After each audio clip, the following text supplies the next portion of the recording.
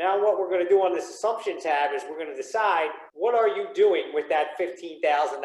Right now we have you allocating 40% of that towards real estate, 30% to stocks, bonds, and mutual funds, 20% to additional retirement accounts, and 10% to life insurance and other investments. But we can change that to anything that we want. Let me show you one thing before you make any changes. You said that you wanted to retire in 20 years. So in 20 years, when we go to the chart, it's going to show that at your retirement age, you're going to have $3.6 million in net worth. And in year 20, you're also going to have $113,000 in income coming in from your investment. That's just your investment income. So if you stopped working, you would still get this. The $284 that you would be making based on a 4% increase in income growth over 20 years would be another $284. So you'd be making a lot of money. But if you stopped working, you would definitely get this $113,000. Watch what happens if you change these assumptions. So write those numbers down. You had 3.6 million and 113,000. You got that? Yep. Okay, let's change some assumptions. What do you want these allocations to be? Of that money you're saving every year, how much do you want to go to real estate? Let's do 50. How much do you want to go to stocks, bonds, and mutual funds? Let's do 15. How much do you want to go to additional retirement? Go 15. Okay, so then that leaves you with it. 20. You want 20 here. Yeah. Okay, so you had a value at 3.6 and 113, right? Yep. With the assumptions that you made, you just went to almost 3.9 and 124,000. That's better. Just by changing your assumptions, right? Now, let me show you something interesting. Let's go up here and say, all right, well, I'm going to be more aggressive in my stuff that's in my mutual fund. And I'm going to get a higher return on that right here. So right now you're getting 5%. Well, what if you got 8%? Now let's go to your chart. Well, now you went to 3.9 and 134,000.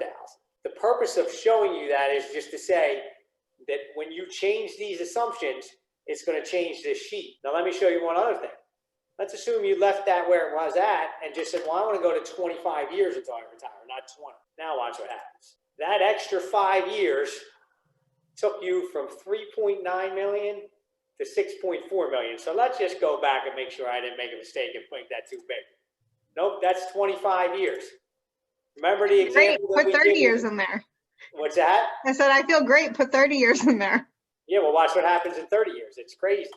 So now it's 10.34 million, right? So the extra 10 years takes you from 4 to 10.3 and takes you from 134,000 to 400,000. Remember those charts that we talked about where it kind of goes like this and then it takes off? You can see what happens when you let that appreciation happen over the 30 years versus the 20 or the 25. It's a huge difference. And let me just show you one other thing. Not that I wouldn't recommend this for anybody, but watch what happens if you did this. So we changed it to 80% real estate. Now you're back on your 20 year, right? So your 20 year by putting more money in real estate took you from that 3.6 million to 4.7 million. So you didn't make any more money. You just changed how you invested it. And you basically made $1 million more, and you took $113,000 or $130,000 in cash and made it 168 up here.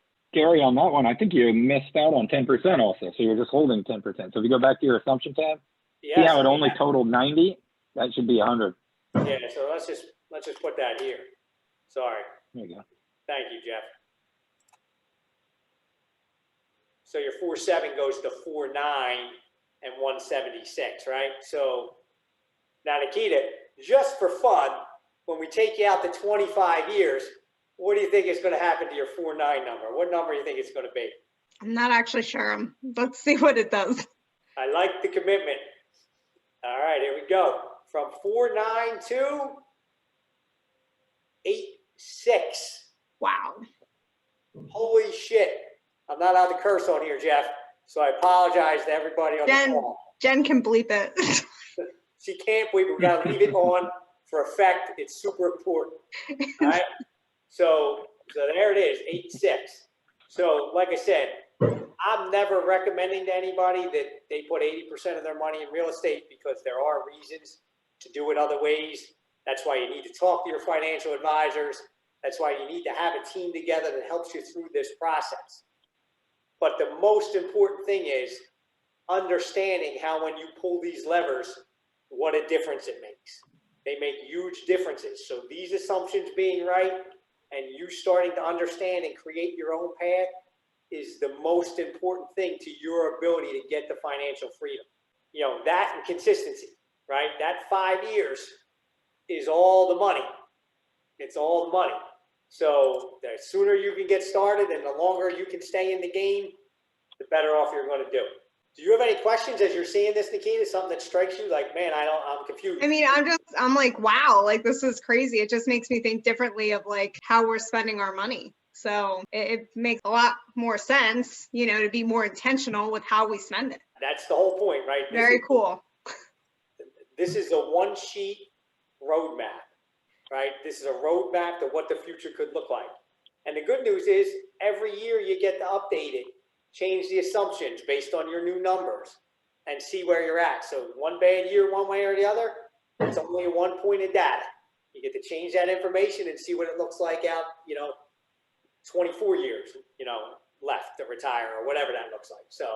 And did I understand correctly? You said this could become part of like our quarterly conversations with our management? Yeah, so we want this to be part of the quarterly conversations with management.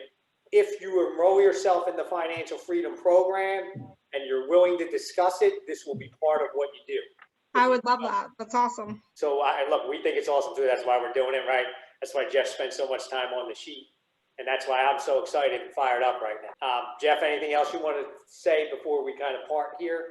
No, I mean, I think it's just get the information down on the paper, and then, you can build really your future to kind of see where you're going to be. I will say, if you go to the one sheet real quick, Gary, I just want to show you that we do have a financial freedom calculator, that 5% and 6%. So, it's not, when you look at it year to year, you're not really growing. As Gary mentioned, it's really once you build up that investment, it really starts to take off over time. It's going to take time. You can't just look at it year to year. And, some of the assumptions you're making, you're assuming it over this entire 25-year time frame or 30-year time frame. So you're going to have ups and downs over the years. So you just gotta stick with it. Well, thank you, Jeff. Thank you, Nikita. This was wonderful. And thank you for everybody that watched this video. And hopefully you are ready to get out there and get started on your own journey.